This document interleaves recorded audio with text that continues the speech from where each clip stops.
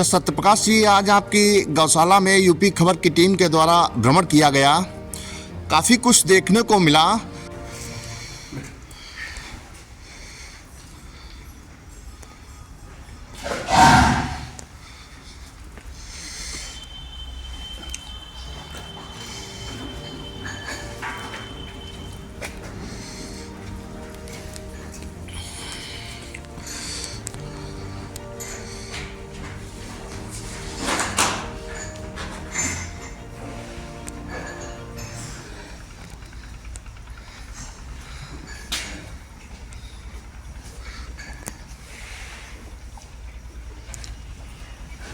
बहुत से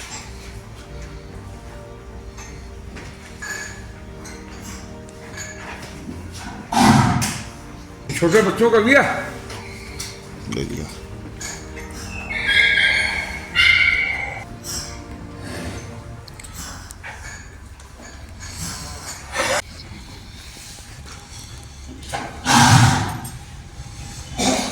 अरे अंदर आइए वहां।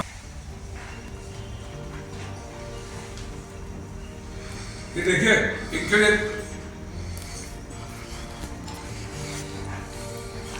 ये तो छोटा चारा है।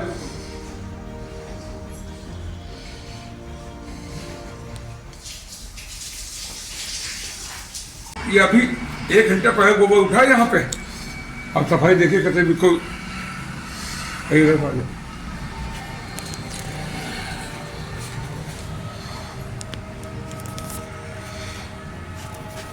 लाइट कम मिल रही होगी।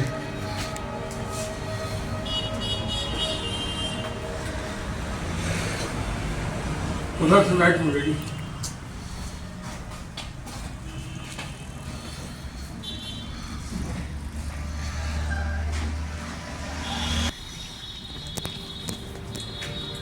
धुआं वगैरह तो हटा दूँ ये।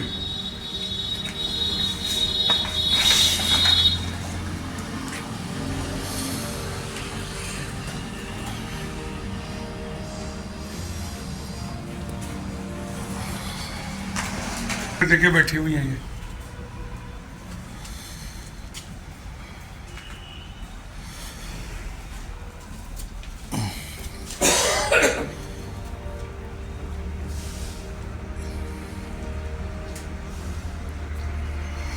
सबसे पहले तो आपका यूपी खबर पे बहुत बहुत स्वागत है।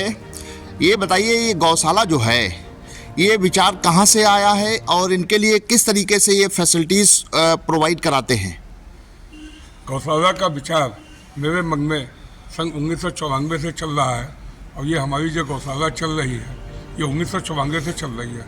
1994 में एक गाय हमने ली थी और उसके बाद 2004 में एक गाय ली थी। उसी का पूरा परिवार है और गौ सेवा से बढ़ के कोई चीज़ नहीं हो सकती है। शास्त्रों में गौओं का बड़ा महत्व दिया गया है, इसलिए हमारा सबसे बड़ा ध्येय जो है गौशाला, गौओं को पालना और गौओं को रखना हमारा ध्येय है। गौ जो है, हम गौ से कुछ नहीं लेते, गौएँ हमको ही सब कुछ देती हैं और ये हमारी धरोहर है। गाय हमारे लिए पूजनीय है। आज तक हमने कोई भी गाय का बछड़ा या गाय किसी को भी नहीं मतलब बेची है और आज की तारीख में हमारे पास 75 गौवंश है। ये कोई कमर्शियल नहीं है। टोटल इसका जो भी कार्य होता है वो अपने निजी कार्य में और हमारे जो मिलने जुलने वाले हैं या पब्लिक की सेवा में जाता है। इसका जो दूध प्राप्त होता है उससे हम लोग मट्ठा बनाते हैं, उस मट्ठे को जन जन में वितरण करते हैं। ये मट्ठा जो है गोला में, वन चेतना में, कृषक समाज स्कूल में, हमारे आवास से, हमारी राइस मिल से, सब जगह से जितना जिसको ज़रूरत होती है अपने उपभोक्ता से ले जाते हैं। और यहाँ का हमारे यहाँ का मट्ठा मेन जो है, सबसे बढ़िया जो है, जो हमारी अन्नपूर्णा रसोई चल रही है उसमें भी डेली जाता है। वहाँ इसका रायता बना के लोगों को खिलाया जाता है। इसकी गौवंशी की फीडिंग की क्या व्यवस्था है? चारा वगैरह कैसे, क्या चारा वगैरह की क्या व्यवस्था है? चारा के लिए हम गौवंश के लिए अपना गेहूं से दाना पिसवाते हैं, उसका चारा बनाते हैं, साथ में चोकर मिला के खरीद के लगाते हैं। डेली हमारे एक रोज का 1.5 कुंटल दाना लगता है। 3.5 कुंटल हमारा भूसा रोज का खर्च होता है। 800 कुंटल भूसा हम अप्रैल के महीने में स्टॉक कर लेते हैं। हरे चारे के लिए हमारे पास 2 खेत हैं, एक 2 एकड़ का है, एक 1 एकड़ का है।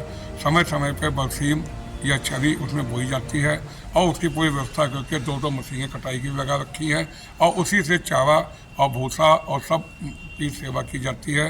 इसमें 5 लोग हमारे सेवादार लगे हुए हैं जो सुबह 4 बजे से लेके रात को 7 बजे तक पूरी सेवा करते हैं।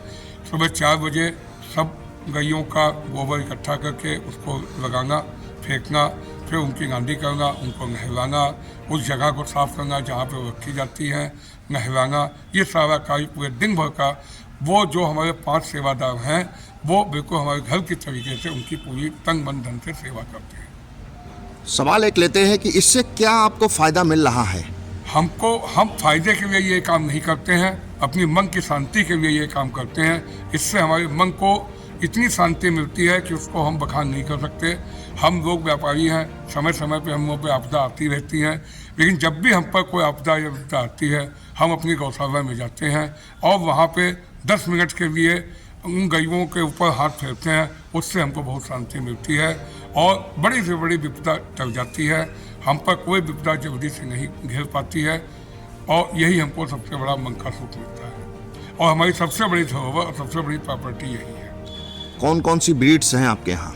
हमारे यहाँ इस टाइम पे सबसे पहले तो एक साहिवाल की ब्रीड्स है, नंबर 2 हमारे एक गुजरात की जींग गाय होती है उसकी हमारे पास ब्रीड है और बाकी देसी गाय है।